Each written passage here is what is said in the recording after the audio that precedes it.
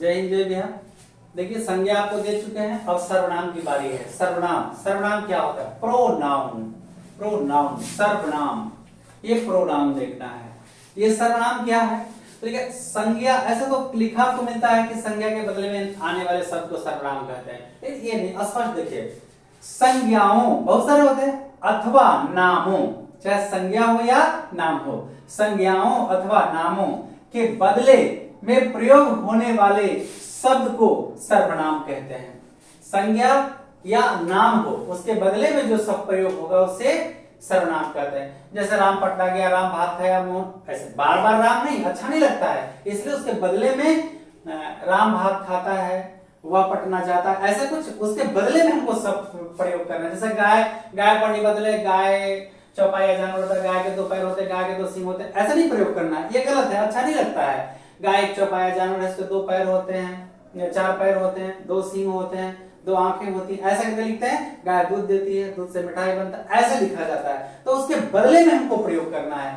संज्ञा अथवा नामों के बदले में प्रयोग होने वाले शब्द को सर्वनाम कहते हैं। जैसे मैं प्रयोग करेंगे, मैं पटना जाता हूं, नाम नहीं, मैं पटना जाता हूं, तुम पटना जाते हो, आप, वह, यह, वह, जो, कोई, कुछ, कौन, क्या, ये सब सर्वनाम है। तो सर्वनाम के कुल 6 भेद होते हैं। सर्वनाम के कुल कितने भेद होते हैं? 6 भेद होते हैं, ठीक है। और ये डैश होता है, ऐसे एरो नहीं, डैश होता है। नंबर 1 पुरुषवाचक सर्वनाम। तो आप सोच रहे हैं पुरुषवाचक सर्वनाम में केवल पुरुष होगा, नहीं, पुरुषवाचक सर्वनाम पुरुषों, स्त्रीलिंग और पुल्लिंग दोनों, पुरुषों, स्त्रीलिंग और पुल्लिंग दोनों, ध्यान रखिएगा। पुरुषों के नाम के बदले आने वाले शब्द को हम पुरुषवाचक सर्वनाम कहते हैं, जिसमें स्त्रीलिंग और पुल्लिंग दोनों होता है, ठीक है ना। इसी में मध्यम पुरुष, उत्तम पुरुष, क्या क्या होता है वो सब आ जाता है। इसी में प्रथम पुरुष, मध्यम पुरुष, उत्तम पुरुष सब आ जाता है, ठीक है। तो ये तो हम बाद में फिर बताएंगे इसके बाद।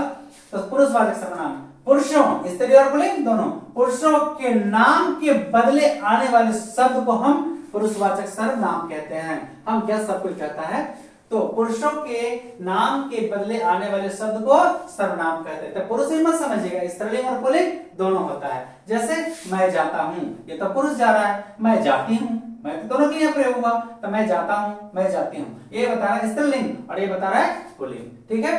तो पुरुषवाचक सर्वनाम किसे कहते हैं? पुरुष के नाम के बदले आने वाले शब्द को पुरुषवाचक सर्वनाम कहते हैं। अब वो इसके हिसाब से आगे फिर भेद होगा। इसके बाद निश्चयवाचक सर्वनाम, जो एकदम निश्चित रूप से हो, जिस सर्वनाम में किसी व्यक्ति या भाव के निश्चय का बोध हो, एकदम निश्चित रूप से, उसे हम निश्चयवाचक सर्वनाम कहते हैं। जिसमें एकदम निश्चित होगा, जैसे वह राम है, पक्का है कि वह राम है, यह राम है। देखिए तो यह यहाँ आपको निश्चयवाचक सर्वनाम में आ गया, यह राम ही है, वह जा रहा है, तो वह यहाँ क्या हो गया? सर्वनाम हो गया। यह क्या हो गया? सर्वनाम हो गया। ये निश्चय एक पुरुषवाचक हो गया।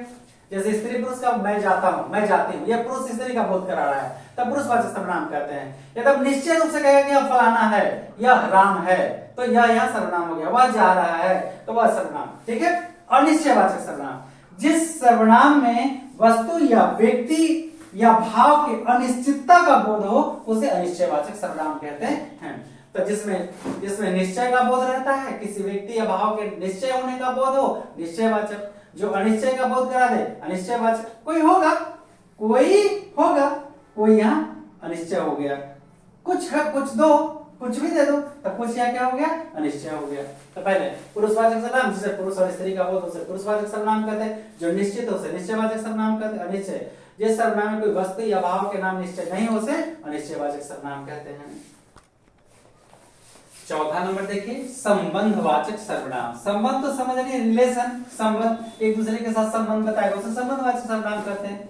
जिस सर्वनाम में किसी संज्ञा से संबंध हो, यानी संबंध को जोड़ा जाए, जिस सर्वनाम में किसी संज्ञा से संबंध जोड़ा जाता है, उसे संबंधवाचक सर्वनाम कहते हैं।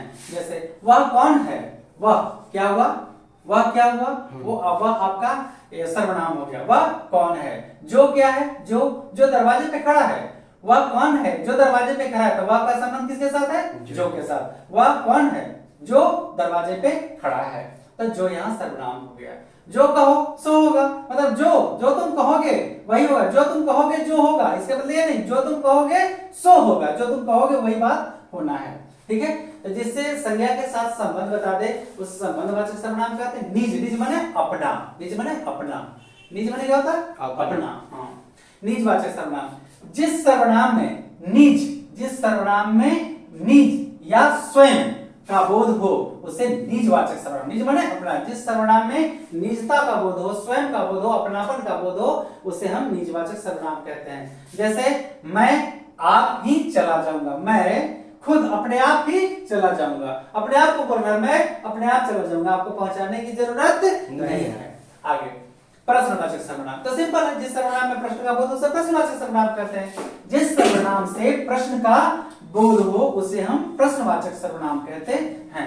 जिस सर्वनाम से प्रश्न का बोध हो उसे प्रश्नवाचक सर्वनाम कहते हैं। जैसे कौन जा रहा है, प्रश्न हो गया, क्या हुआ, सवाल हो गया, और ये खत्म होगा। तो देखिए कैसे लिखना है कॉपी को, एकदम इधर चौथाई में नहीं लिखेंगे, नंबर में लिखेंगे तो इस अंदर में लिखेंगे, और सीधा सीधा देखिए कैसे छोड़ा हुआ एक लाइन से, जब खत्म हुआ हमें स्टॉप लगा दिया गया है। देखिए कैसे अंडरलाइन किया हुआ है, इधर छोड़ा हुआ है। जब ऐसे कॉपी आप लिखेंगे तो बहुत सुंदर लिखेंगे और नंबर भी नहीं कटेगा, क्योंकि कोई बहुत गंदा लिखेगा कॉपी और आप बहुत साफ लिखेंगे, तो दोनों में कुछ तो अंतर है। कपड़ा को बिना आयरन के, देखिए बिना आयरन का पहने हुए तो कैसा लग रहा है, अगर आयरन कर देते तो खूबसूरत लगता कि नहीं लगता। तो आप खुद समझ सकते हैं, मनोविज्ञान के आप ज्ञाता हैं, ये बात को खुद समझिए कि कॉपी साफ लिखना चाहिए। जय हिंद, जय बिहार।